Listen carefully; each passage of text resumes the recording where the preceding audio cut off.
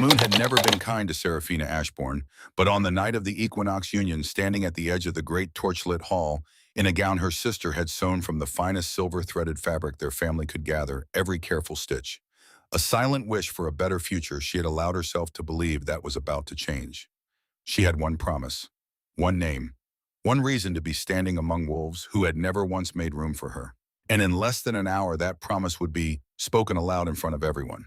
It would not be her name on his lips. It would be someone else's. Before we go any further, comment where in the world you're watching from and subscribe for more stories where the rejected become royalty and the forgotten become legendary. Now let's go back to the night everything changed for Seraphina.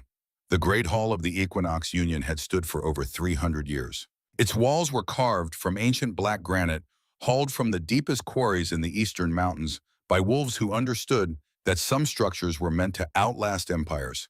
The torches that lined those walls burned with a low amber glow that made the shadows breathe, flickering across stone carved with runes no living wolf could fully translate. Once every year, when the seasons shifted and the old moon hung heavy and full in the sky, the packs of the realm gathered here. Alphas came with their bloodlines. Elders came with their records. And young wolves, those of age and of bond, came to have their fated connections sealed before the sacred fire. It was called the Equinox Union, and for most wolves it was the most important night of their lives. For Seraphina, it was supposed to be the night her real life finally began. She was 22 years old, the daughter of a low-ranking family whose name carried no weight and whose bloodline opened no doors. Her father had died 10 years ago, not in some glorious battle as the official records claimed, but defending a narrow forest path against 3 rogue wolves who had caught the scent of his daughters playing too far from home. He had bought Seraphina and Alara enough time to run. He had not bought himself enough time to survive. Their mother had worked as a healer's assistant after that, grinding herbs and changing bandages for wolves who looked through her as though she were part of the furniture. Alara, 4 years older than Seraphina, had taken work as a seamstress, her fingers becoming bent and scarred from endless hours with needle and thread. Seraphina had spent her teenage years gathering wild herbs in the forest beyond Thornvale's borders, selling them at the market for copper coins that never quite added up to enough. She knew which mushrooms were safe and which would stop a heart. She knew where the winter bloom grew in shadowed ravines and how to harvest ghost orchid without killing the root. She knew how to make something from nothing. But none of that had mattered tonight, not to her, because tonight she wore silver. Alara had spent 4 moon cycles on the gown, 4 months of bent shoulders and aching fingers of candlelight, sewing sessions long after their mother had gone to sleep. She had gathered every scrap of silver-threaded fabric she could find, remnants from the market stalls, offcuts traded for jars of preserved berries, a length of pale cloth bartered from an old seamstress on the edge of town. And she had stitched every thread as though she were sewing a prayer. When Seraphina had first put it on standing in their small room with its patched curtains and uneven floorboards, Alara had stepped back and pressed a hand to her mouth. "You look like you belong to the stars," she had whispered. Seraphina had laughed and called her dramatic, but alone in the mirror she had let herself believe it, just for a second. Now standing at the edge of the torch-lit hall, she pressed her fingers into the fabric and held that belief close like a flame against a storm. The hall was alive with the kind of energy that comes when powerful wolves gather in one place. Alphas from 6 packs stood in clusters, their presence filling the air like the charge before lightning strikes. Pack heirs in fine clothing moved between them, exchanging formal nods and careful smiles. Highborn Omegas laughed in practiced musical ways that sounded like bells, but felt like glass. Everything glittered. Everything performed. Seraphina did not glitter. She did not perform. She stood near a stone pillar at the far left and watched the room the way she had always watched rooms, quietly, carefully from the outside. But her eyes kept finding him. Dorian Ravencrest. He was the future alpha of the Solarius pack, and he was handsome in the way that powerful men often are. Sharp jaw, broad shoulders, a gaze that could flatten a room or light it on fire depending on his mood. He stood near the center of the hall with his delegation laughing at something one of his lieutenants had said, and even from across the space Seraphina felt the pull of him. They had met 2 years ago. It had been autumn, the kind of cold, bright day where the air smells like apples and smoke. Seraphina had been at the border market, her basket full of wild sage and dried lavender, hoping to sell enough to buy new shoes before winter came. Dorian had appeared at her stall like something out of legend. Tall, dark-eyed, sure of himself in the way only alphas ever are. He had picked up a bundle of sage, turned it over in his hands, and asked her where she had found it. She had answered honestly the northern ravines where the old growth had not been logged yet, and he had listened with an attention that made her feel for the first time in her life like someone worth listening to. Before he left, he had pressed a silver coin into her palm. "Buy yourself something warm," he had said, and then quieter so only she could hear, "Come to the Equinox Union. I will be waiting." She had turned that sentence over in her mind 10,000 times in the 2 years that followed. "I will be waiting," she had told no one, not even Alara. She had simply held it inside her chest like a small, warm light, and she had waited. Now she was here, and he was here, and the sacred fire had been lit at the center of the hall, which meant the ceremony would begin soon. Serafina straightened the fabric at her collar and reminded herself to breathe. She told herself the cool distance in Dorian's eyes when they had briefly met hers earlier in the evening was nothing. He was a future alpha. He could not openly show favoritism before the ceremony. That was all it was. She told herself that, and she almost believed it. The ceremonial bell rang 3 times. A hush fell over the great hall so complete that Serafina could hear the crackle of the sacred fire from where she stood. The crowd parted slowly, making space around the ancient stone circle at the hall's center. The elder stepped forward. Her name was Morrigan, and she had presided over more unions than anyone could count. White-haired and iron-spined, she carried a staff carved from blackthorn wood and bound with silver wire. When she struck it once against the stone floor, the sound rang through the hall like a bell. The Equinox Union had officially begun. One by one, bonded pairs stepped forward to have their unions witnessed and sealed. Each time, the sacred fire flared gold, a sign of the moon's approval.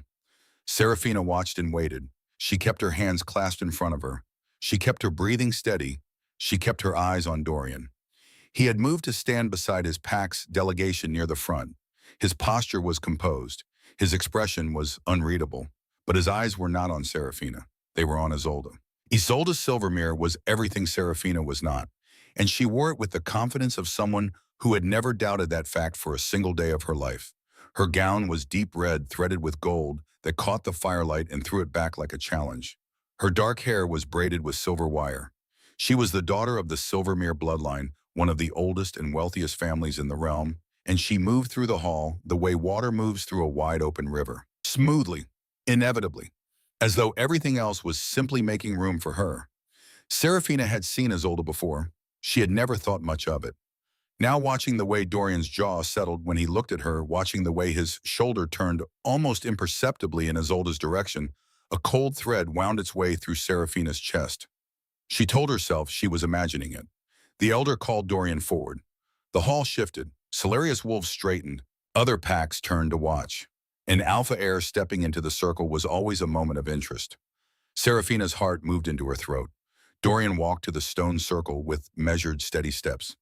He stopped at the edge of the sacred fire, and the light played across his face in shades of amber and shadow. Elder Morrigan dipped her staff. "Dorian Ravencrest, heir of the Solarius pack, do you come forward to declare your bond?" "I do." His voice was deep and even. "Name the one you claim." There was a breath of silence. Serafina leaned forward without realizing it.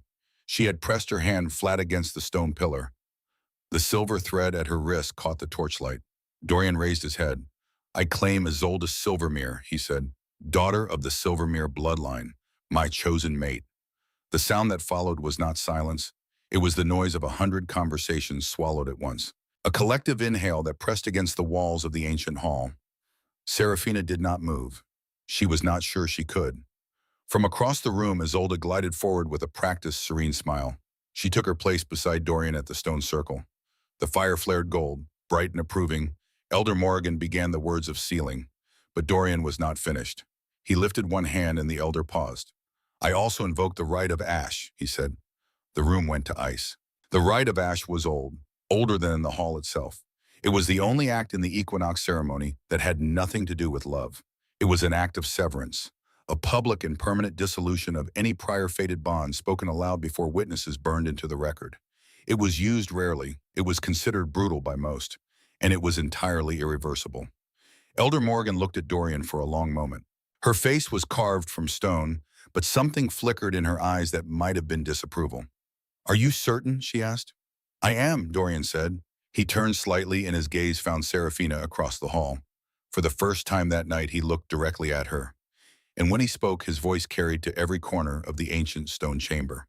I sever the unspoken bond with the Omega Seraphina Ashbourne. Her bloodline is thin, her wolf is weak. She would dilute the strength of the Solarius line. The bond is ash. I declare it so before fire and moon. The sacred fire dimmed, just for a moment, barely a flicker. But every wolf in the hall saw it, and Seraphina felt it in her chest like a door slamming shut on the inside. Something tore loose. Something warm and anchored and 2 years old ripped clean from the place where it had quietly lived. The whispers moved through the crowd like a sharp wind. From across the hall, Isolde's eyes found Seraphina's. They held a small, private smile, the kind that does not show in the teeth, only in the corners. Seraphina looked at that smile and she understood with a cold and total clarity that Isolde had known about her, had perhaps always known. She did not cry. Seraphina Ashbourne had been raised in hard circumstances by women who had never let her see them break. She had watched her mother grind herbs with bleeding fingers and call it honest work. She had watched Alara sell her only piece of jewelry, their father's last gift to her to pay for medicine, when Seraphina had caught fever and never mentioned it again. She was not going to weep in front of Isolde Silvermere's victorious little smile. She unpeeled her hand from the stone pillar. She straightened the fabric at her collar, and she turned and walked toward the exit.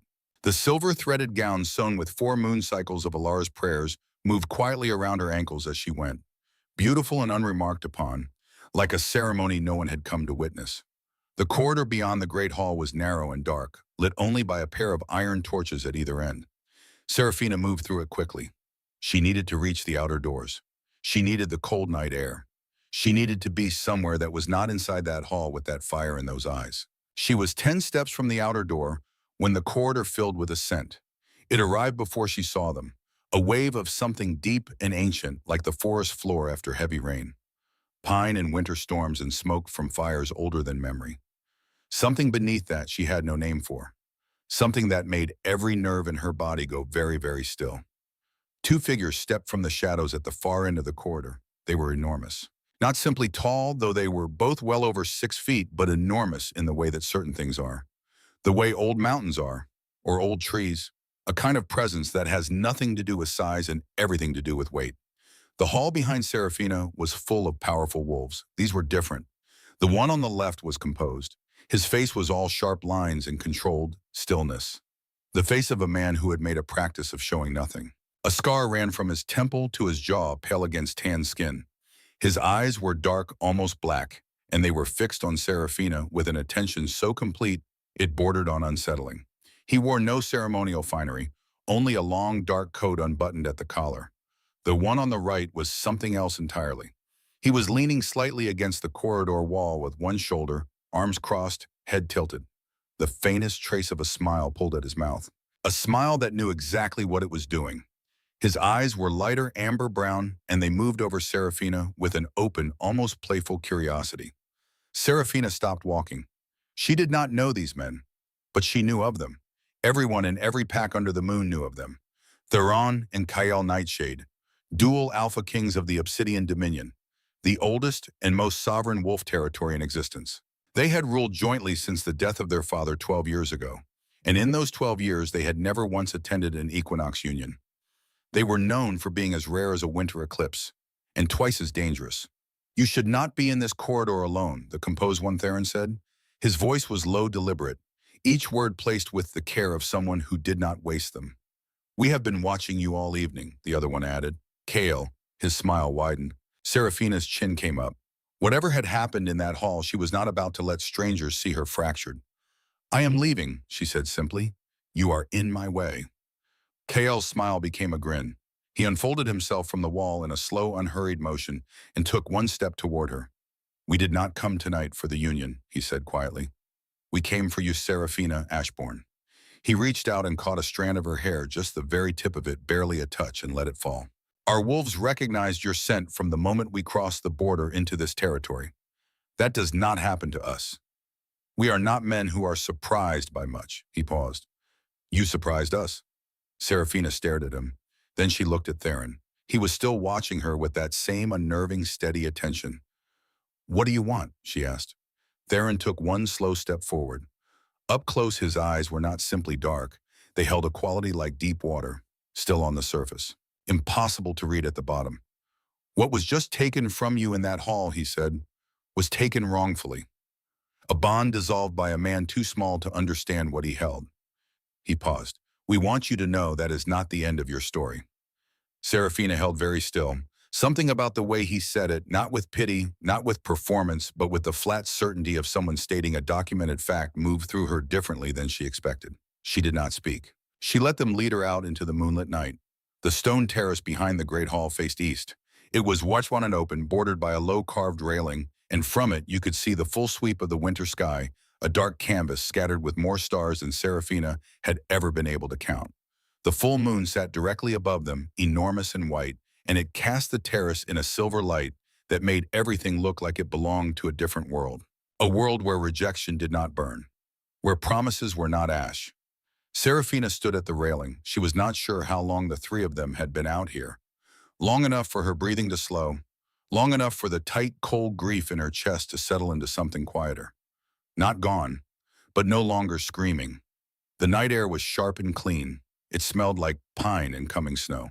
Behind her, the muffled sounds of the ceremony continued, voices rising and falling, the occasional cheer as another bond was sealed. She did not turn around. Theron had not spoken much since they had come outside. He stood a few feet to her left, looking out at the eastern mountains with his hands at his sides. His silence was not uncomfortable. It was the kind of silence that takes up space without demanding anything. Cale had talked, not frivolously, not to fill empty air, but with confident, deliberate energy. He had told her about the Obsidian Dominion, not the political version she had heard in pack whispers, the cold sovereign kingdom ruled by twin alphas who had never been bested, but the actual place. The black granite fortress built into the mountainside 300 years ago. The deep forest that ran for 40 miles without clearing. The old watchtower their father had built the year the brothers were born, where they had spent childhood evenings watching storms roll in. Why are you telling me this? She had asked. Cale had looked at her with those amber eyes. Because you look like someone who has spent a long time living in other people's stories, he had said simply. I want you to hear something real. She had not known what to do with that, so she had simply listened. Now it was quiet again. Theron turned slightly. I should tell you something, he said. His voice was the same as always, low measured, but something in it had shifted, just barely enough that Serafina turned to look at him. 7 years ago, he said, you were in the deep woods east of Thornvale. You had gone out past the safe boundary, further than you realized. Serafina went very still. She remembered that night. She had been 15. She had gone too far collecting wild moss for her mother's remedies. And when the sky went dark, she had realized she was turned around, lost. She had heard movement in the trees around her, circling, heavy, and then between one breath and the next, the movement had simply stopped. The presence that had been closing in had gone. She had run the whole way home and never gone past the safe boundary again. There were 3 rogues, Theron continued. His eyes had not left hers. They were hunting, and they had caught your scent. He paused. I was in the Eastern Territory on a sovereignty patrol. I picked up the scent of someone young and unguarded, and 3 rogues moving toward her. Another pause. I removed them before they reached you. You never saw me. The admission sat between them, unhurried, with no apology attached. I have been aware of you since that night, Theron said quietly, from a distance as one watches over something that matters without having the right to say so. Serafina looked at him, really looked, the way she had not allowed herself to since the corridor. He was not Dorian. He was nothing like Dorian. Dorian had been a warm light she had moved toward for 2 years, a promise spoken once and held like treasure. Theron was something else entirely. Not a light you moved toward, but ground you found yourself standing on, solid, unshakable, already there. Kyle shifted beside her. His hand, warm and unhurried, came to rest on the stone railing beside hers, close enough that she could feel the heat of him without contact. We are not asking you for anything tonight, Kale said quietly. Not a decision, not an answer. He turned his head to look at her. We are simply telling you what is true. Our wolves know you. They have known you since we walked into this territory. The pull was immediate, undeniable, and completely without precedent. He paused. Twin alphas sharing power is uncommon but not unheard of. Twin alphas sharing a mate. His smile was small and self-aware. That is supposed to be impossible. Serafina looked down at her own hands, pressed against the cold stone railing. The silver-threaded gown caught the moonlight. She thought of Alara. 4 moon cycles bent over needle and thread. every stitch a prayer. She thought perhaps prayers do not always arrive the way we expect them to. I believed him, she said quietly, for 2 years. I held on to a sentence he spoke once like it was a sacred vow. She looked up at the moon. I feel foolish. His failure to see your worth, Theron said, is not your foolishness. The words were simple, direct, and they landed in a place Serafina had not known needed them. They did not have long. Dorian appeared at the far end of the terrace like something that had not entirely thought through the wisdom of its own arrival. His coat was unbuttoned, color was high in his face. His eyes moved rapidly between Serafina and the two men flanking her. He had followed her. Serafina, his voice came out firmer than his posture warranted. I need to speak with you. Neither Theron nor Kale moved. They simply looked at him the way two mountains look at weather. Serafina turned to face Dorian fully. She did not step toward him. You spoke in there, she said, in front of the fire and the elders and every pack in the hall. I did not hear anything left to say. Dorian's jaw tightened. His eyes cut to Theron, then to Kale, and something in his expression shifted. Less contrition, more alarm. Who are these men? He demanded. Theron Nightshade, the elder brother said in a tone that gave the name all the space it required. AlphaKing of the Obsidian Dominion. And my brother Kale. He paused. You are standing on our ceremonial territory. Perhaps you had not realized. Dorian's color shifted slightly. The Obsidian Dominion was sovereign over all territories within the ancient pact. The Great Hall itself stood within its ceremonial boundary. Dorian had walked into this encounter significantly more outranked than he had accounted for. But pride is a poor navigator, and it had brought him this far. My bond with Serafina, he started. Is Ash, Kale said pleasantly. Your words, the rite of Ash, witnessed before the sacred fire and declared irrevocable. His smile was all teeth. Or did you not understand the ceremony you invoked? Dorian looked at Serafina. Something in his face had fractured. The composed alpha air mask showing a hairline crack through which something desperate and too late was pressing. It was a mistake, he said. Quieter now. Serafina, I made a mistake. The pressure from my pack, from Isolde's family. They threatened to pull funding from our territory expansion if I did not. Do not, she said. Just 2 words, level and clean. Do not explain the pressure you were under. I know what pressure looks like. I wore a gown stitched together from scraps because that is what my family could afford. And I stood in that hall and waited for you because I believed you. She took 1 step forward. So do not speak to me about pressure. The silence that followed was not comfortable. Dorian's expression moved through several things in quick succession: shame, anger, frustration, fear. And then, because pride once compromised does not always retreat gracefully, he squared his shoulders and looked at Theron. I challenge the interest of outsiders in the affairs of my bond, he said formally.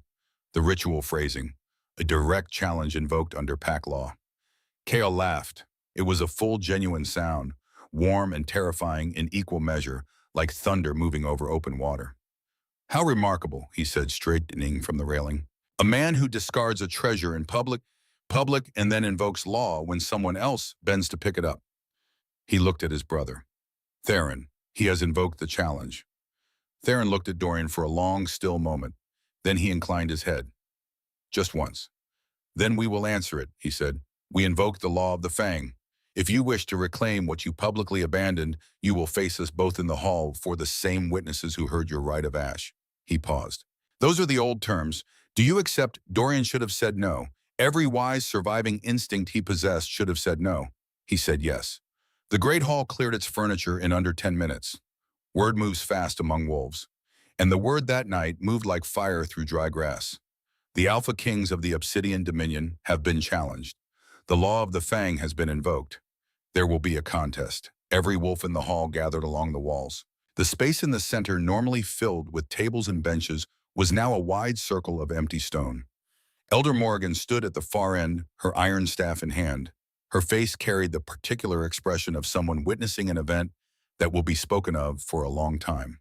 Isolde Silvermere stood near the Solarius delegation. She had lost some of her composure. The victorious quiet she had worn all evening was now threaded with something less certain. The look of someone who has placed a bet and is only now calculating the odds. Serafina stood at the side of the hall near the elder's post. Theron had looked at her before they walked back inside and said quietly, "Stay close to the elder. You will be safe there." It was not a command, it had no edge to it, but it carried the weight of someone who meant exactly what they said. She stayed. The three wolves stood at the center of the cleared stone floor. Dorian shifted first. His wolf was large, a pale silver beast with wide shoulders and quick agitated movement. It was a strong wolf. Under different circumstances against a different opponent, it might have been impressive. It paced the stone floor with the energy of something that knows it has made a decision it cannot undo, but is committed regardless. Theron and Kale shifted together. Their wolves were not simply large. They were the kind of creature you understand on a deep and wordless level, was built for dominance. Not as an ambition, but as a simple fact of nature, black as the space between stars, moving with the seamless coordination of two beings who had spent their entire lives beside each other, not mirroring, but complementing, each covering what the other opened. It was not a long contest. That was perhaps the most clarifying thing about it. There were no grand, sweeping movements, no theatrical struggle. The brothers worked with a quiet, methodical efficiency, a native language of power. And Dorian's wolf, for all its courage and agitation, was simply outpaced at every turn. One would feint left while the other struck right. One would drive Dorian toward the wall while the other cut off retreat. It was not brutal. It was not cruel. It was simply absolute. Within minutes, Dorian's wolf stood in the center of the hall with its head low, shoulders down, every aggressive instinct finally quiet. Not broken, simply answered. The hall was silent. From across the room, Isolde Silvermere turned and walked toward the door. No one stopped her. Elder Morrigan struck her iron staff once against the stone floor. A single resonant clang that sealed the outcome officially. The law of the Fang has spoken, she said. The challenge is answered. The Obsidian Kings stand uncontested. Dorian shifted back to his human form and stood on the cold stone floor, breathless, the composed alpha air mask entirely gone. What was left was just a young man who had made a series of decisions in the wrong order and arrived at their natural conclusion. He looked across the hall at Seraphina. She looked back at him. She did not feel triumphant. She did not feel vindicated. She felt, to her own quiet surprise, almost nothing. As though the rite of ash he had invoked had burned away not only the bond, but whatever remained of the grief for it. She had loved a version of him, a version built mostly from a coin pressed into her palm and a sentence spoken in the cold. She was ready, she realized, to love something real. Theron and Kale shifted back to their human forms. They stood in the center of the ancient hall, returned from something primal, carrying the settled energy of a thing that had simply gone the way it was always going to go. And they looked somehow more themselves in the aftermath than they had before it.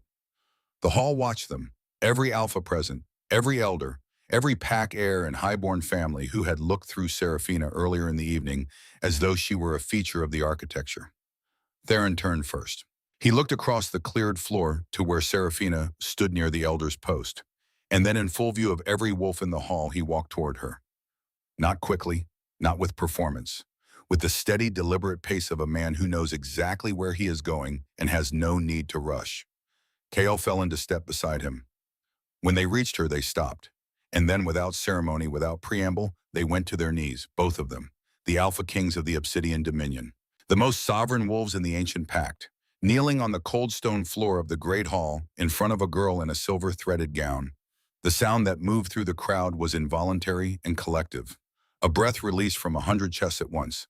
Theron raised his eyes to hers.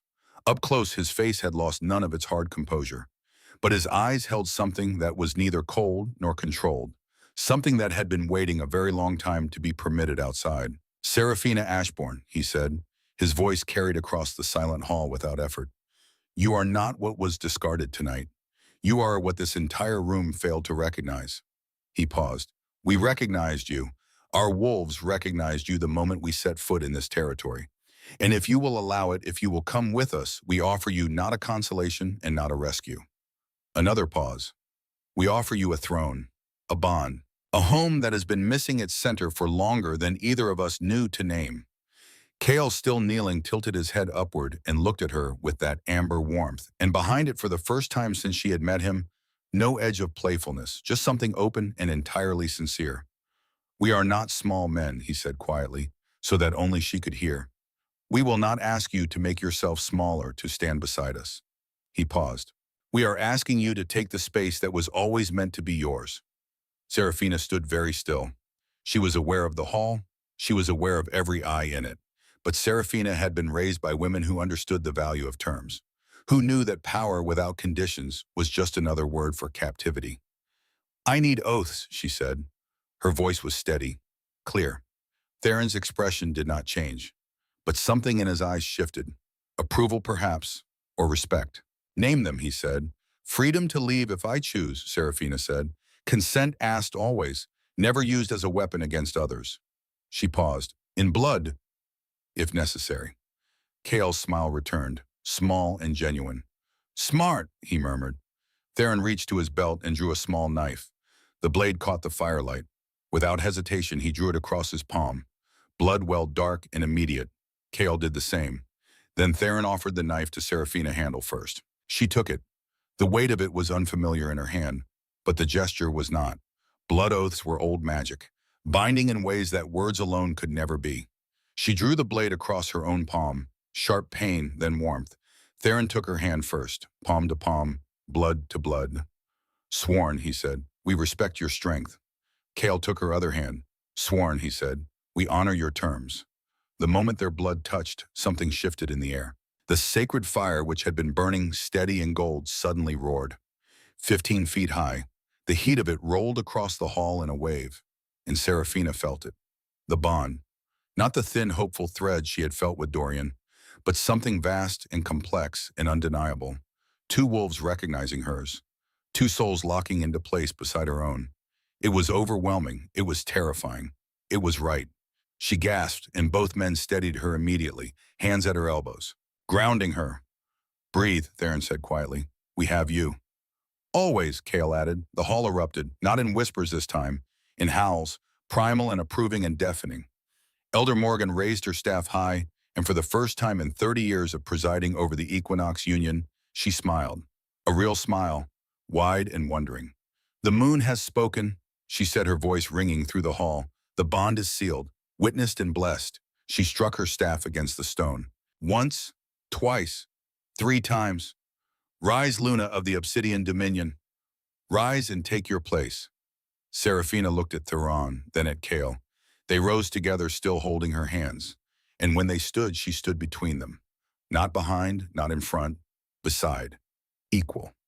From the side of the hall, a quiet movement caught Serafina's eye. Alara had arrived. She stood near the entrance arch, eyes white and shining. Beside her stood a tall, broad-shouldered wolf in dark colors, obsidian colors. He was saying something to her quietly. Alara was listening with the particular expression she got when she was trying to appear unmoved and failing completely. Serafina caught her sister's eye across the hall. Alara pressed both hands flat over her mouth, and then she laughed, full and bright and real. And Serafina felt the last cold thing in her chest dissolve entirely. The horses were waiting in the stable yard behind the great hall. Working animals, strong-boned and steady-eyed, bred for mountain passes and long distances. Kale brought forward a gray mare for Serafina. "Her name is Mistral," he said. "She has carried alphas across half the realm. She will not spook easily." Serafina ran a hand down the mare's neck, warm muscle beneath soft coat. "Thank you," she said quietly. Theron appeared with provisions. "Alara will travel with us," he said. "Beta Marcus Ironwood will see her safely to the Dominion." The relief that flooded through Serafina must have shone on her face because Theron's expression softened. "Family matters," he said simply. "We understand that." They rode out as the moon reached its highest point. 5 riders, Theron and Kyle in the lead, Serafina between them, Alara and Marcus behind. The road east was wide, at first paved with ancient stones. But within an hour it narrowed. The trees grew closer. Mountains rose on either side like sentinels. They rode mostly in silence. After 2 hours, Kyle dropped back beside Serafina. "How are you holding up?" he asked. "Well enough," she said, "though I confess I am still trying to understand what happened tonight." "You were recognized," Kale said, "by 2 wolves who have spent their entire lives feeling incomplete." He looked ahead at his brother's shoulders. "Theron and I share everything, power, responsibility. But we have never had what other alphas have, a mate to anchor us. Our wolves were waiting, searching." His voice went softer. "Tonight they found what they were searching for." "What if I had said no?" Serafina asked. Kale looked at her, really looked. "Then we would have let you go," he said, "and spent the rest of our lives knowing we had found the one thing we could not have." The honesty of it struck her silent. They made camp near dawn in a clearing beside a stream. Theron built a fire with practiced armed efficiency. Marcus tended the horses. Alara appeared at Seraphina's side. "Are you all right?" Alara asked. Seraphina looked at her sister, at the care worn into the lines around her eyes, at the hands that had stitched every thread of the silver gown. "I think so," Seraphina said. "I think I am more than all right, but it is happening so fast." "Breathe," Alara said, taking her hands. "You do not have to understand everything tonight." She squeezed Seraphina's fingers. "But I will tell you what I see. I see two alphas who looked at you like you were the answer to a question they have been asking their entire lives. I see a bond that made the sacred fire burn 15 feet high. And I see my sister, who deserves every bit of this, finally being seen for who she truly is." Seraphina felt her throat tighten. "I was so afraid when Dorian invoked the rite of ash. I thought that was the end." "It was not the end," Alara said firmly. "It was a door closing so a better one could open." She pulled Seraphina into a hug fierce and tight. When they pulled apart, Kael was there with bedrolls. "You should rest," he said gently. "We have 2 more days of travel ahead." He gestured to a space near the fire where Theron had laid out furs and blankets. "You will sleep there, between us, warm and safe." Seraphina looked at the makeshift bed, at the careful way it had been arranged. "We will talk," Kael said, "but not tonight. Tonight you rest." It was not a command, it was care. She woke to sunlight and the smell of roasting meat. Theron was at the fire. Kael was checking the horses. Marcus and Alara sat together, talking quietly. "You slept well," Theron said when he saw her wake. "I did," Seraphina admitted. "The bond helps," Theron said. "You can feel us now. Our wolves are calm, so yours rests easier." They ate, they packed, they rode. The second day was harder. The road climbed into mountains, the air grew thin and cold. The trees changed to dark pine and spruce. During a rest stop, Kael sat beside Seraphina on a boulder. "I want to tell you something," he said, "about what you are riding toward." Seraphina waited. "The Obsidian Dominion is old, isolated. We have our own laws. And there is a council of 7 elders who are going to have opinions about you." "What kind of opinions?" "The kind that comes from fear of change," Kael said bluntly. "You are Omega of no documented lineage, low-ranking family, no political connections, no wealth." He turned to look at her. "They are going to see you as weakness." The words should have hurt, but Seraphina had heard variations her entire life. "What do you see when you look at me?" she asked. Kael's smile was fierce. "I see someone who stood in a hall full of wolves who had dismissed her and held her head high when publicly rejected. I see someone who negotiated terms with 2 Alpha Kings before accepting a bond. I see someone who demanded a blood oath because she understood the value of her own autonomy." He reached out and tucked hair behind her ear. "I see strength. The council will too, eventually. But it will not be easy. Nothing worth having ever is," Seraphina said. The sun was setting when Kael dropped back to ride beside her again. They were perhaps an hour from where they would make camp for the final night before reaching the Dominion. "How do you feel?" he asked. It was a simple question, but the weight behind it was not simple at all. Seraphina touched the mark on her neck, Theron's mark still tender, but already healed. "Different," she said honestly. "The bond with Theron is solid, like standing on bedrock. And you wonder what the bond with me will feel like," Kael said. It was not a question. "Yes," Seraphina admitted. Kael was quiet for a moment. Then he nodded toward a break in the trees ahead. "There is a clearing half a mile from here, a glade with a stream. I am going to ride ahead and prepare it. You will follow when you are ready." He looked at her directly. "What happens there is your choice. If you come, I will claim you. If you do not, I will understand. There is no pressure, no obligation." "I will come," Seraphina said. Kael's eyes heated. "Then do not make me wait too long. Patience is not my strongest virtue." He spurred his horse forward and disappeared into the trees. Seraphina rode on with Theron for another 10 minutes. "He is preparing the space," Theron said quietly, "making it comfortable. He has been thinking about this moment for longer than you know." Do you mind?" Seraphina asked. Theron looked at her. "Mind that my brother will claim our mate number. This is how it was always meant to be. The 3 of us, bound together." He reached over and squeezed her hand. "Go to him, he needs you, and you need to understand the full depth of what you have accepted." Seraphina nodded. She found the clearing easily. The sound of running water led her there. It was beautiful, a small glade carpeted with soft grass, a stream running along one edge, the last rays of sunlight slanting through the trees in shafts of gold. And in the center, Kyle. He had laid out furs, built a small fire even though the evening was warm, filled a skin with water, from the stream. He was kneeling when she entered, but he stood as she approached.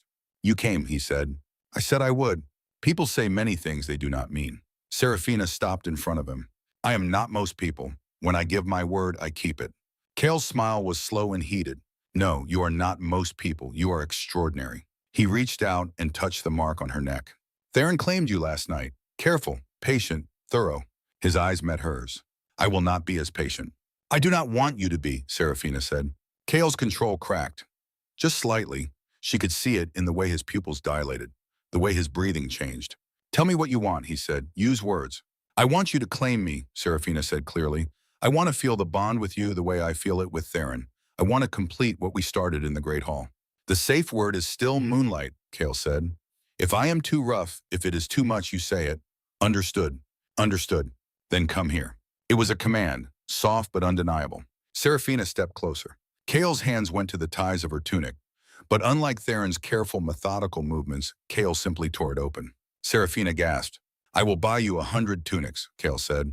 Right now I need to see you. He stripped her with efficient movements, not gentle, not rough, just purposeful. When she stood naked before him, he stepped back and looked. Perfect, he said, absolutely perfect. He removed his own clothing just as quickly, then pulled her against him, skin to skin. The contact was electric.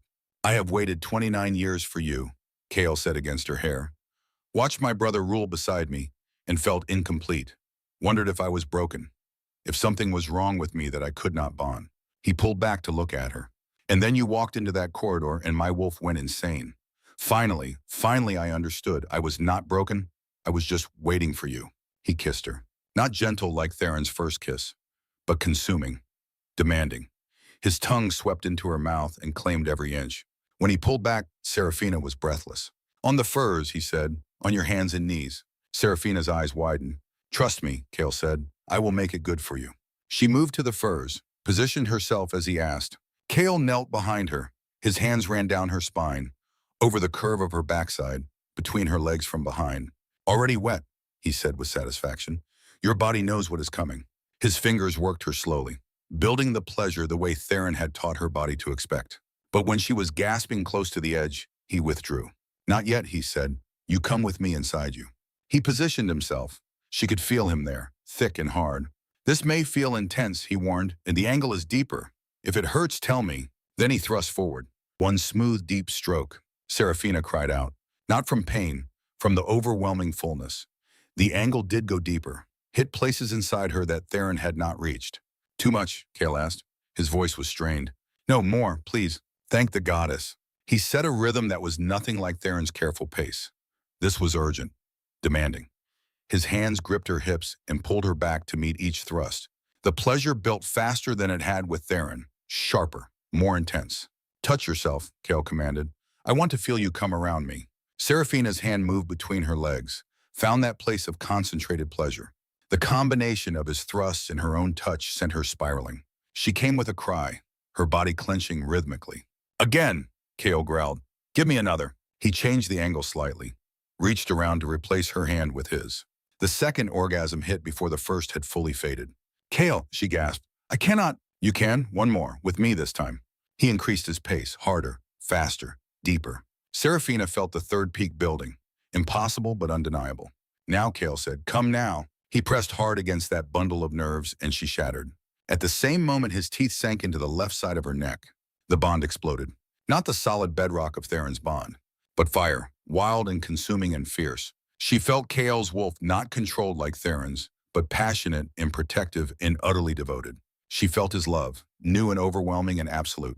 And beneath it all, she felt the third thread, the bond between Theron and Kale themselves, decades old, unbreakable. The three of them were not separate bonds. They were a triangle, each side supporting the others. Kale collapsed beside her, breathing hard. Are you all right? He asked when he could speak. I am perfect, Serafina said. But I understand now why you warned me. Was it too much? No, it was exactly enough. She rolled to face him. I can feel you both now. Theron's steadiness, your passion, and the bond between you, the three of us together. The triple bond, Kale said, as it was always meant to be. He pulled her against his chest. We should return, before Theron comes looking for us. Let him, Serafina said. I am not ready to move yet. They lay together until the stars came out. When they finally returned to camp, Theron was waiting. He took one look at Seraphina's face at the second mark on her neck and smiled. "It is done," he said. "It is done," Kale agreed. That night, Seraphina slept between them. Fully claimed, fully bonded, fully theirs. And they were fully hers. Tomorrow, they would reach the Dominion. Tomorrow, the real challenges would begin. But tonight, she was complete. That night, their final night before reaching the Dominion, they camped in a sheltered hollow. Seraphina had already changed from the silver gown into traveling clothes the day before. The leather trousers and wool tunic felt like a second skin now. She wore 2 marks on her neck. Theron's on the right, Kale's on the left. The triple bond hummed between the 3 of them, constant, unbreakable. Theron handed her a cup of something hot and fragrant. "Drink. It will help with the adrenaline from today." Seraphina wrapped her hands around the cup. "Thank you," she said, "for protecting me earlier." They had encountered rogues in a mountain pass. Theron and Kale had eliminated the threat in under a minute. "We will always protect you," Theron said quietly. "That is not negotiable." Kale appeared at her other side. "We should talk," he said, "about what happens when we reach the Dominion tomorrow." They sat together by the fire, the 3 of them, while Marcus and Alara took watch. "The council will demand an audience immediately," Theron began. "They will want to assess you, question you. They will try to find reasons why the bond should not stand," Kale added. "Can they dissolve it?" Fear crept into Seraphina's voice. "No," Kale said firmly. "The bond is sacred, but they can make your life difficult. Refuse to acknowledge you as Luna, undermine your authority." "Then I will prove myself," Seraphina said simply. Both men looked at her. "There is an old trial," Theron said slowly. "The Luna trial. It has not been invoked in over 200 years. What is it? A test of worthiness? An Omega must journey alone to the sacred grove, commune with the moon goddess. If she approves, you emerge marked with her blessing. If not," he did not finish. "What happens if not?" Seraphina pressed.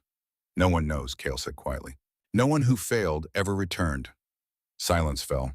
"If the council demands this," Seraphina said, "I will accept." "You do not have to prove yourself to us," Theron said. "The bond already did that." "I know," Seraphina said softly, "but the council was not the bond." That night, Seraphina lay between them in the enormous bed of furs, not touching, not yet, but aware of them with every sense. She could hear Theron's steady breathing, feel Kael's warmth, the bond pulse between them. "I am afraid," she said into the darkness. "Good," Theron said. "Fear means you understand the stakes." "You are stronger than you know," Kale added. And then, because the bond was growing and the night was long, and they were alone under stars, Kale spoke again. "May I ask you something?" "Yes," Seraphina said. "Are you afraid of us, of what happens between mates?" Seraphina considered. "I am uncertain," she said honestly. "I do not know what to expect. I have never—" "We know," Theron said gently, "and we will not rush you." "But," Kale said, his voice dropping lower, "when you are ready, we want you to know what we offer." He shifted slightly closer. "May I touch you, just your hand?" "Yes." Kale's fingers found hers in the darkness. Warm, calloused, careful. "This is where it starts," he said quietly. "Touch, connection, learning what pleases you." His thumb brushed over her knuckles. "We are not men who take. We are men who give. And what we want to give you is pleasure, safety, choice." Seraphina's breath caught. "The bond makes us want you," Theron said from her other side. "But wanting and taking are different things. We will wait until you are ready." "How will I know when I am ready?" Seraphina asked. "You will tell us," Kale said simply, with words clear and certain. He squeezed her hand gently. "For now, sleep. Tomorrow we reach the Dominion. Tomorrow the real test begins." But Seraphina found she could not sleep. "Not yet." "Kale," she said softly. "Yes, will you teach me what it feels like? Just a little." She heard his sharp inhale. "Are you certain?" "I am certain I want to understand," Seraphina said. "I am certain I trust you not to take more than I offer." Kale was quiet for a moment. "Then Theron, your thoughts?" "Her choice," Theron said. "We follow her lead." Kale shifted in the darkness. "Then I will teach you this much: pleasure begins with trust, and trust begins with boundaries. So tell me, Seraphina, what are you willing to try tonight?" Seraphina thought. "Your hands," she said, "on me, but not everywhere, not yet." "Where then?" "My face," she said, "my hair, my shoulders." Nothing more, not tonight." "Then that is what I will give you," Kale said. "And Seraphina, If at any moment you want me to stop, what will you say? She remembered the blood oath, the blade, the binding words. Cease, she said. I will say cease and you will stop. Immediately, Kale confirmed. No questions, no hesitation. He moved closer. She could feel the heat of him now. I'm going to touch your face, he said. Tell me if it is too much. His hand cupped her cheek, warm, gentle. His thumb brushed her cheekbone. How does that feel? Strange, Serafina admitted, but not bad. Good strange or uncertain strange? Good, she said after a moment. Good strange. Then I will continue. His fingers moved into her hair, slowly, carefully, gathering the strands and letting them fall. Your hair is soft, he murmured, like silk. Serafina felt something warm unfurl in her chest. May I touch your shoulder, Kale asked. Yes. His hand left her hair and found her shoulder through the wool tunic. His palm was large enough to cover it completely. You are tense, he observed. I am nervous. That is expected. Breathe for me. Serafina breathed. Kael's hand moved in slow circles, not sensual, soothing, like calming a skittish horse. Better toi. Yes. They stayed like that for a while, his hand on her shoulder, her breathing slowing. This is intimacy too, Kael said quietly. Not just the physical joining, but this, trust, care, learning each other. Will it always be like this? Serafina asked. Slow, Kael's laugh was soft. No, when you are ready, truly ready, it will be fire. Overwhelming, consuming. But we will build to that, together, at your pace. He withdrew his hand. That is enough for tonight. You should sleep now. Kael, yes. Thank you for being patient. Serafina, he said, and his voice held something fierce. You are worth every moment of patience. Never doubt that. She believed him, and finally she slept. But sleep did not last. Serafina woke in the deep hours of night. The fire had burned down to embers. The stars were impossibly bright overhead, and the bond was singing, not loudly, not urgently, but insistently. A pull toward Theron that had been growing since the moment their blood had touched, since the sacred fire had roared 15 feet high. She could feel him on her left, awake, she knew without looking. You are not sleeping either, she said quietly. No. His voice was low, controlled as always, but she could hear the edge beneath it. The bond makes sleep difficult. Serafina turned her head to look at him. In the starlight, his profile was all sharp angles. The scar from temple to jaw stood out pale against his skin. Kael taught me touch tonight, she said. Will you teach me more? Theron went very still. Serafina, you do not have to. I know I do not have to, she said. She shifted to face him fully. I am saying I want to. I am asking you to teach me what claiming means. The silence that followed was heavy. Then Theron sat up slowly, moved to face her. If we do this, he said, we do it properly, not rushed, not because the bond demands it, but because you choose it. I choose it, Serafina said. Then we talk first, Theron said, about what this means, about what will happen. He reached out and took her hand, palm to palm, but no blood this time. Just skin on skin. Claiming is permanent, he said. When I mark you, when my teeth break your skin, at the bonding point, it will leave a scar. Silver, visible. It tells every wolf who sees you that you are taken, that you are mine. He paused. Ours, he corrected. Mine and Kael's both. I understand, Serafina said. And the physical joining, Theron continued. His voice remained steady, but she could feel tension in him through the bond. You are virgin. I will be careful. But it will hurt at first. That is unavoidable. What I can control is everything else, your pleasure, your comfort, your safety. He squeezed her hand. We establish a word, one you can say at any time if it is too much, if you are afraid, if you want me to stop. And I will, immediately. No questions, no judgment. Moonlight, Serafina said. That is my word. Moonlight, Theron repeated. If you say it, I stop. Agreed. Agreed. Theron looked at her for a long moment. Then let me take you somewhere more private. He stood still, holding her hand, and led her away from the fire, into the trees. Not far, perhaps 50 paces, but far enough that the camp was out of sight. There was a natural hollow here, soft moss covering the ground. The canopy opened above to show stars. Theron had already prepared this place, she realized.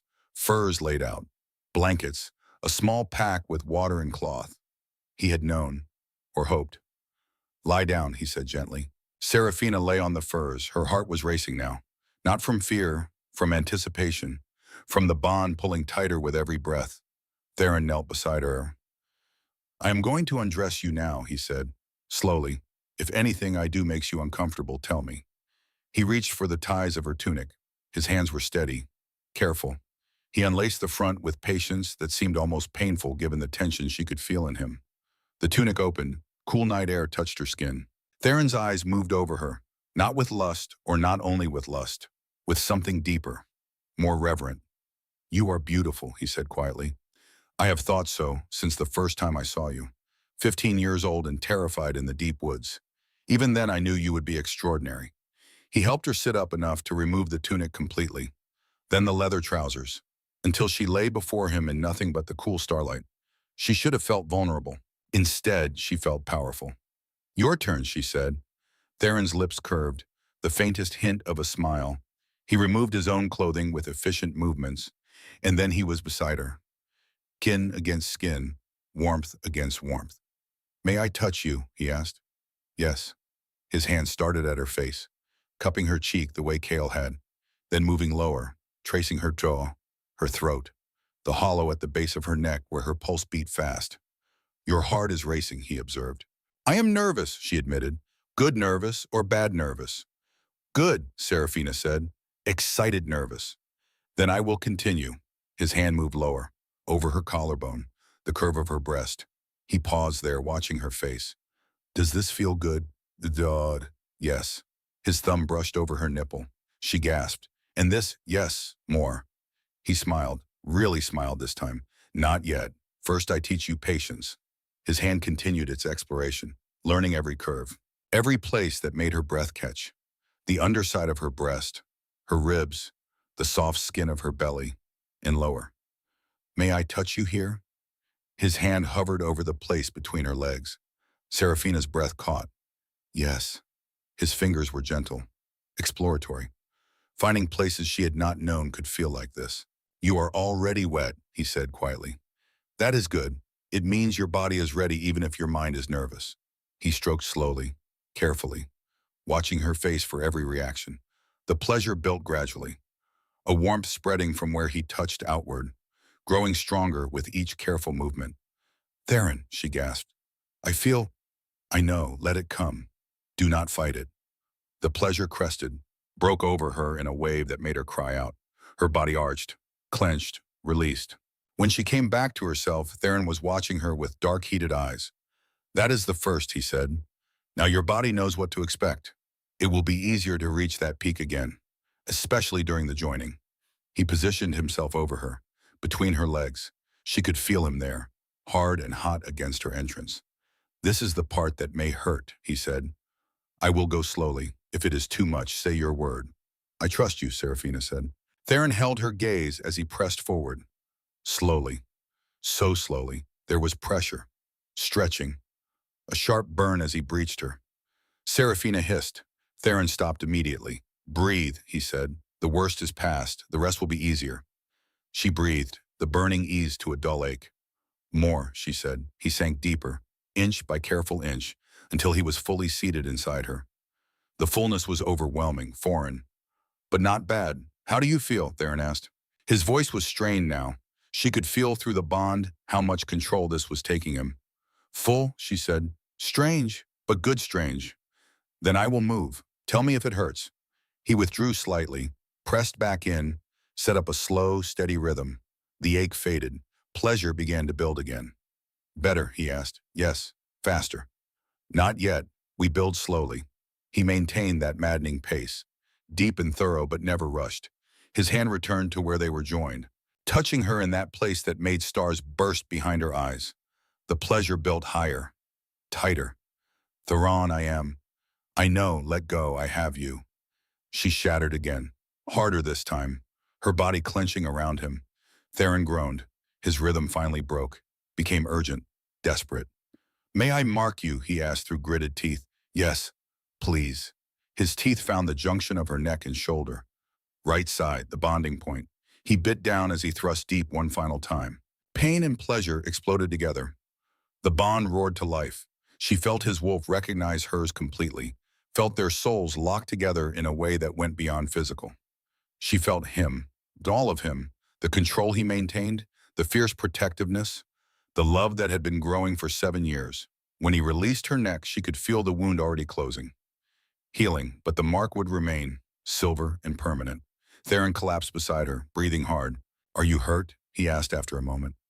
"No," Serafina said. "I am perfect." He pulled her against his chest, wrapped the furs around them both. "The bond is different now," he said quietly. "Can you feel it?" She could. Before it had been a thread. Now it was a rope, thick and unbreakable. "I can feel you," she said wonderingly. "Your emotions, your presence, even your wolf." "And I can feel you," Theron said. "Your strength, your courage, the love that is beginning to grow." He pressed a kiss to her forehead. "Kale will claim you tomorrow," he said. "The bond will be different with him. More intense, more passionate. Are you ready for that?" Serafina thought about it. "I think so," she said. "Will it hurt again?" "No," Theron said. "Your body knows what to expect now. With Kyle, it will be pleasure from the start. But he is less controlled than I am, more demanding. You must tell him if it is too much." "I will." They lay together in the starlight, the bond humming between them. Eventually they returned to the fire, to where Kyle still slept or pretended to sleep. Serafina settled between them again, but she was no longer uncertain. She was claimed, marked, bound. And tomorrow she would complete the bond with Kyle. They reached the Dominion at midday on the third day. Serafina saw it first as a shadow against the sky. As they drew closer, shadow became stone, black granite rising from the mountainside in tiers. Towers stretching toward the sky, banners snapping in mountain wind. 300 years old, Kale said, built to stand forever. The road led through a narrow gate. Guards in dark armor nodded to the kings, but their eyes lingered on Serafina. Inside the walls, the Dominion opened like a small city. Stone buildings, wolves moving between them, warriors, craftsmen, families. Smoke from forges and cook fires. 2,000 wolves live here, Theron said. We are the oldest pack in the realm. We hold sovereignty over ceremonial matters for all eastern territories. They dismounted in a courtyard, and 7 figures emerged from the main hall, all in gray and black robes, all with faces that had seen much and forgotten little. The Council of Elders, Theron and Kale, moved to flank Serafina, beside her, not in front, not behind. The eldest stepped forward, a woman with steel-gray hair and amber eyes. "Octavia Whitewood," Kale said quietly. "Lead elder." Octavia stopped 3 paces away. "My kings," she said, "you return with a guest." "Not a guest," Theron said. "Our mate, Luna of the Obsidian Dominion, Serafina Ashbourne." A ripple moved through the council. "An unregistered Omega of no traceable bloodline," Octavia said precisely. "This is what you bring us as Luna." Serafina felt Kale tense, felt Theron's controlled anger through the bond, but she stepped forward. "I am what your king's wolves recognized as fated mate," she said clearly. "If you have issue with the moon's choice, Elder Octavia, take it up with her." Silence. Several younger wolves made sounds that might have been suppressed laughter. Octavia's eyes narrowed, but something in her expression might have been respect. "Bold words for one newly arrived," she said. "We shall see if your actions match them." She turned to the kings. "The council requests audience immediately." "Granted," Theron said, "but our mate will bathe and rest first. The council will wait." It was not a request. Octavia inclined her head stiffly. 2 hours. The council hall. The chambers were in the highest tower, a spiral staircase carved into mountain stone, iron torches throwing shadows. At the top, a heavy door opened to rooms that took Serafina's breath. Circular chamber following the tower's curve. Windows on 3 sides overlooking mountains. Furs on the floor. Tapestries on walls. And dominating everything, a bed, larger than any she had seen, piled with furs and blankets. 4 posts carved with wolf heads. "These are the Alpha chambers," Theron said quietly. "They have belonged to the Nightshade line for 300 years. Now they belong to you as well. I will sleep here." "We all will," Kale said. "When you are ready, when you choose. But yes, this is home now." A door revealed a bathing room, a copper tub with steam rising. "We had it prepared," Theron said. "The water comes from hot springs deep in the mountain." Serafina stared, at the luxury, at the care. "I do not know what to say." "Say nothing," Kale said. "Just use it. You have an hour before the council." They left her alone. She sank into hot water with a groan of pure relief. An hour later, dressed in soft gray wool that had been left for her, Serafina descended to find them waiting. Both had changed to formal attire, black leather, dark fabric, silver fastenings. They looked every inch the kings they were. Ready? Kale asked. No, Serafina said, but let us go anyway. The council hall was dark wood and stone, long table, 7 elders on one side, 3 empty chairs opposite. Theron took the center, Kale the right, Serafina the left. Octavia waited until they settled. We have reviewed the circumstances of this bonding, she began, and we have concerns. State them, Theron said. Octavia folded her hands. Serafina Ashbourne comes from Thornvale, a minor territory. Low-ranking family. Father died without honor. No documented power in her bloodline. No political connections. No wealth. No education in pack law. Each point delivered like a stone. And yet she arrives claiming bond with both our kings. A triple bond unprecedented in recorded history. We are asked to accept this on faith. To crown her Luna. To give her authority over 2,000 wolves, she paused. Forgive us if we require more than faith. The bond is real, Kale said tightly. The sacred fire burned 15 feet high. Elder Morrigan witnessed it. Elder Mordia is not sovereign over Dominion affairs, another elder said. What exactly are you proposing? Theron's voice was dangerous. Octavia met his eyes. The Luna trial. Let her prove herself worthy in the old way. If the moon goddess blesses her, we accept without question. If not, she did not finish. Serafina felt both kings tense through the bond, but she knew what Theron had told her. One trial, one answer, or years of small battles. I accept, she said clearly. Serafina. Theron started. She put a hand on his arm. I accept. I will take the Luna trial. Octavia's eyebrows rose. You understand what you agree to journey alone to Sacred Grove. Commune with the goddess. If she finds you worthy, return marked. If not, I will not return at all, Serafina finished. Yes, I understand. She looked at each elder. But when I return, and I will return, this question is settled. You accept me as Luna. Give me the respect that position deserves. No more challenges. Agreed. Octavia studied her, then inclined her head. Agreed. The trial takes place tomorrow at sunset. She stood. The elders followed. Until tomorrow. When the door closed, Kikiel exploded. They have no right. They are scared, Theron said quietly. Triple bonds are myth. We ask them to accept the impossible. He looked at Serafina. You do not have to do this. There is no other way, she said. Now one that does not leave me fighting for legitimacy forever. She stood. Tomorrow at sunset, I will pass their trial. They spent the rest of the day preparing her. Theron told her everything he knew about the Luna trial, which was not much. The grove is sacred ground, trees older than the Dominion. Wolves with ill intent get lost. But those with true purpose find the altar. What happens at the altar? You open yourself to the goddess. Let her see everything you are, everything you have been, everything you might become. He paused. She judges and marks those she deems worthy. With what? A crescent moon, Kale said. On the shoulder, silver, permanent, sign of a Luna blessed by the goddess herself. That night, Serafina lay between them again. The bond pulse stronger now, growing with each hour. I am afraid, she said. Good, Theron said. Fear means you understand stakes. You are stronger than you know, Kale added.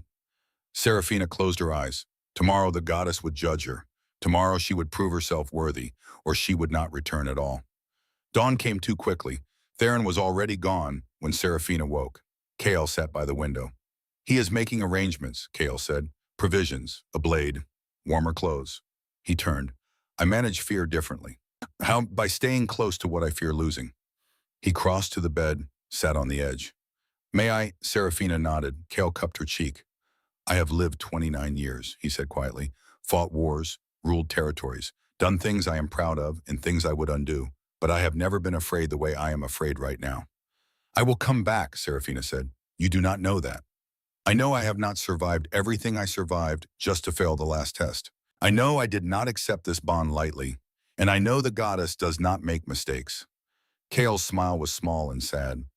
I hope you are right. He pressed his forehead to hers. Come back to us, please. I will. The day passed in a blur. Alara helped her dress. Marcus explained the route. Theron gave her a knife and made her promise to use it if needed. And then as the sun descended, it was time. The entire Dominion gathered to see her off. 2,000 wolves, silent, watching. Octavia stood at the front. Seraphina Ashbourne, do you accept the Luna trial of your own free will? I do. Do you understand you must journey alone and unaided? I do. Then go. May the moon goddess judge you fairly. Seraphina looked at Theron and Kale. She wanted to say something, but there were no words. So she nodded and walked through the gate, alone. The twin standing stones rose twice her height, carved with symbols worn smooth by centuries. Beyond them, the forest changed. Trees older, trunks massive, bark black as coal, branches forming a canopy so thick sunset could not penetrate. This was the edge of the sacred grove. Seraphina stepped between the stones. Temperature dropped instantly. Her breath misted. The forest was silent. No birds, no insects, no wind, just silence, deep and complete in watching. She began to walk. The path was barely visible, a suggestion of cleared ground. She followed by instinct, hand on the knife. Time became strange. Minutes or hours, impossible to tell. Then the trees opened, a circular clearing.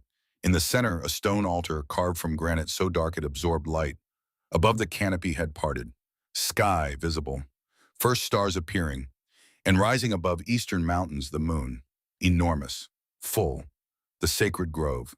Seraphina approached the altar. She knelt, stone cold beneath her knees. I am here, she said. I am Seraphina Ashbourne. I have come to be judged. Nothing happened. She waited. I do not know the words or rituals. I am just someone who wants to be worthy. Of the bond. Of the alphas who chose me. Of myself. The moonlight grew brighter. Seraphina looked up. The moon seemed closer, larger. And then she was not kneeling in the clearing anymore. She was 15 again. Deep woods, moss in her basket, fear in her throat. She could hear them rogues circling. She wanted to run but could not move. She was going to die. Then he appeared, massive black wolf emerging from shadows, eyes like polished stone. He did not hesitate, simply moved between her and threat, eliminated it in seconds. 3 rogues, dead. The wolf turned, met her eyes. She saw recognition, protection, promise. Then he was gone. The vision shifted, her father's grave, flowers wilting, Alara beside her. What do we do now? We survive, like we always have. The vision shifted. The market, Dorian, the silver coin. Come to the Equinox Union. I will be waiting. Hope built on few words. The vision shifted. Great hall, fire dimming, Dorian's voice. Her bloodline is thin, her wolf is weak. Pain of bond tearing. But then Theron and Kael, eyes finding hers. You are not discarded. You are recognized. Terrace under moonlight. Truth offered. Blood oath. We respect your strength. Fire roaring 15 feet high. Bond snapping into place. Vast. Complex. Undeniable. You are worthy, a voice said. From everywhere and nowhere. Moon above. Earth below. Space between heartbeats. You have always been worthy. The world taught you to be small. I am asking you to be vast. Seraphina opened her eyes, kneeling at altar again, but something had changed. Her wolf only felt in weak flickers before it was rising. Not tentatively, with power. Vision sharpened, colors vivid, sense flooded her awareness. Shift, the voice commanded. Seraphina had shifted once before. Painful, incomplete, small wolf, uncertain. But now her wolf was awake, and she was not small. She let go of human form. The shift was overwhelming. Bones restructuring, muscles reforming, senses exploding. When complete, she stood on 4 legs. She looked down. Large paws, well-formed, powerful. Silver-white coat catching moonlight like fresh snow. Not a weak omega wolf. Something else entirely. Then she felt them. 4 presences. Moving through trees with predatory intent. Rogues, drawn by power surge. Scent of vulnerability. They emerged like nightmares. Wild-eyed, snarling, larger than they should be. Seraphina's wolf did not hesitate. She met the first charge head-on. Everything she had watched Theron and Kyle do came flooding back. Dodge, strike, use momentum. First rogue went down hard, throat torn, second lunged from her blind side. She spun faster than thought possible, caught it mid-leap. Jaws on its shoulder, it yelped, scrambled away bleeding. Third and fourth circled cautious now. Seraphina stood over the dead rogue, blood on her muzzle. Something primal rose in her chest. A growl, low, resonant, without fear. The rogues fled. She stood alone, breathing hard, wolf singing triumph. Then she felt it. Warmth on right shoulder. Not painful, present, insistent. She shifted back easier this time and looked. There on her shoulder, glowing silver, a crescent moon. Perfect. Permanent. The mark of the goddess. You are worthy. You have always been worthy. Now go. Show them. Seraphina dressed quickly, hands shaking with adrenaline and wonder. She had passed. The goddess had judged and found her worthy. She ran back through the forest. Path clear now. Trees parting. Darkness holding no fear.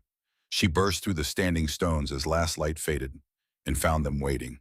Theron and Kale stood just beyond the stones, as close as they dared, faces drawn with fear and sleepless worry. When they saw her alive, whole, marked, something broke in both. Kale reached her first, pulled her into his arms with force that drove breath from her lungs. You came back. Thank the goddess. Theron was there a moment later, hand finding her face, other touching the glowing mark with reverence. She blessed you, he said, voice rough. The goddess blessed you. I told you I would come back, Seraphina said. You did, Kale said, and we will never doubt you again. They stood together in darkness, three wolves bound by fate and choice, and a goddess who saw what others missed. Seraphina Ashbourne was worthy. Tomorrow the council would acknowledge it. The council convened at dawn. Octavia took one look at the crescent mark, and her expression shifted. Not warmth, but acknowledgement, respect. The goddess has spoken, she said formally. The trial is past. Seraphina Ashbourne is recognized as Luna of the Obsidian Dominion. Pause. All objections are withdrawn. The six elders murmured agreement. Just like that, it was settled. But Seraphina was not finished. There is one more matter, she said. Octavia's eyebrows rose. I want to address the challenge. The Omega Victoria Thornheart, who spread rumors I used magic. Ripple through council. She has requested formal challenge, an elder said. Dominance fight. Claims you are unworthy despite the mark. Then I accept, Seraphina said. Today, in the courtyard, before the entire pack. Theron's hand found her elbow. You do not have to. Yes, she said quietly. I do. The goddess blessed me. But the pack needs to see I can defend what is mine. Kale's grin was fierce. She is going to tear Victoria apart. The courtyard filled rapidly. 2,000 wolves gathered. Victoria stood on one side, beautiful, polished, elegant, confident of someone who had never known hardship. Seraphina stood opposite, simple clothes from the grove, hair tangled, dirt under fingernails, but marked by the goddess, no longer afraid. Rules are simple, Octavia announced. Shift, fight, first to yield or fall unconscious, loses, no killing. Begin. Both shifted. Victoria's wolf sleek, golden brown, experience well-trained. Seraphina's wolf, silver-white, larger than Omega had right to be. They circled. Victoria struck first, fast, precise, going for throat. Seraphina remembered the rogue, how she had spun and caught it. She did the same now. Victoria hit ground hard, wind knocked out. Seraphina did not press advantage, simply stood over her, waiting. Victoria scrambled up, attacked again, and again. Each time Seraphina deflected or dodged or countered, not with brutal force, with competence, with skill from watching experts. Finally, Victoria stood panting, blood on muzzle from cut lip, shoulders down. Yield, Seraphina's wolf growled in the half-language wolves use, or do not, but you will never question me again. Victoria's wolf lowered its head, submitted. Courtyard erupted in howls. Seraphina shifted back, offered Victoria her hand. Victoria stared, then took it. You are stronger than you look, she said quietly. I have had to be, Seraphina replied. And just like that, the last challenge fell away. The formal coronation took place that night under a blood moon. Rare occurrence, lunar eclipse turning moon deep red, once per generation. Entire dominion gathered in great courtyard. Torches along walls, sacred fire at center. Seraphina wore a gown Alara had created in 3 days. Midnight blue embroidered with silver thread in patterns of wolves and moon phases and stars. Most beautiful thing she had ever worn. Theron and Kale stood on either side before the fire, both in black and silver, both looking like the kings they were. Octavia approached carrying silver circlet on velvet cushion. This circlet belonged to the last Luna who ruled beside twin alphas, Liana Nightshade, 200 years ago. Now it passes to you. She placed it on Seraphina's head. Metal cool, ancient, heavy with history. Kneel, Octavia instructed. Seraphina knelt. Theron and Kale knelt beside her. All three cut palms again, joined hands over sacred fire. 3 souls, Theron said. 1 heart. Kale continued. Eternal bond, Seraphina finished. Blood dripped into fire. Flames roared upward, gold and white and blinding. Above, blood moon pulsed in response. Seraphina felt the bond already strong become something more. Permanent, unbreakable, vast enough to hold all three. She gasped as power flooded through. Not hers alone, theirs, shared, magnified. When light faded, all three bore new marks. On Theron's chest above heart, silver crescent. On Kael's same. On Seraphina's joining goddess's mark on shoulder, 2 crescents intertwined. Triple bond complete. Rise, Octavia said. Rise, Luna. Rise, kings. Rise and be recognized. They stood together. Crowd exploded in howls and cheers. Seraphina looked out at 2,000 wolves, her pack now, and felt something settle. Belonging, purpose, home. Alara was crying in front row, held close by Marcus, who looked at her like she was the only thing worth seeing. Council stood in formal acknowledgement, and Theron and Kale stood beside her. Solid, certain, hers. How does it feel? Kale whispered. Like everything I never knew I needed, Seraphina said. Good, Theron said, because you are ours now, forever. Forever, Seraphina agreed, and meant it. Spring came to the Obsidian Dominion with gentleness that surprised Seraphina every time. Snow melted from high peaks. Wildflowers appeared in meadows. Deep forest became a place of green shade and running streams. Seraphina stood on the balcony of tower chambers, one hand resting on swollen belly. Twins kicked. Strong, insistent. They are restless today, she murmured. Theron appeared beside her hero, large hand covering hers on stomach. Always doing that now, touching belly, feeling movement of their children. They will be alphas, he said with certainty. Strong, like their mother. Like their fathers, Seraphina corrected. Kael emerged carrying 2 cups of tea, handed one to Seraphina, kept one himself. The healers say it could be any day now, he said. Voice light, but she felt his anxiety through bond. I'm not going to break, she said gently. I know, but I am allowed to worry. Seraphina smiled. 6 moon cycles, 6 months since coronation. And in that time, everything had changed. The pack had come to accept her completely. She had proven herself not just in trials, but in 100 small ways. Sat with grieving families when warriors fell. Resolved disputes with fairness and wisdom. Learned pack law and history, staying up late with Octavia studying ancient texts. She had earned her place. Pack had given loyalty in return. Alara had married Marcus 2 months ago. She was expecting as well, just beginning to show. The sisters spent afternoons together, sewing tiny clothes, sewing tiny twin, laughing about how strange that they both found happiness in same place. Do you ever think about Dorian? Kale asked suddenly. Seraphina considered. Sometimes, but not with pain anymore. Just curiosity. I wonder if he regrets. He should, Theron said darkly. Perhaps, but his regret does not matter anymore. His choices led me here, and I would not trade here for anything. She looked out over Dominion, at fortress that was home, at pack that was hers, at mountains that held them all. I was rejected, she said quietly, called worthless, cast aside, left to break. She felt twins kick again. And now I am queen, mated to 2 alpha kings, carrying future leaders, living proof that sometimes worst betrayals lead to greatest destinies. Theron pressed a kiss to her temple. Kale took her hand. Together, 3 of them stood watching sunset over eastern mountains. 3 souls, 1 heart, forever bound. The moon rose full and bright and approving, and Seraphina Ashbourne, once nobody now, Luna of Obsidian Dominion, smiled. She had found her place, her purpose, her home, and she would defend it with everything she had, for as long as the moon blessed her, for as long as her heart beat, forever.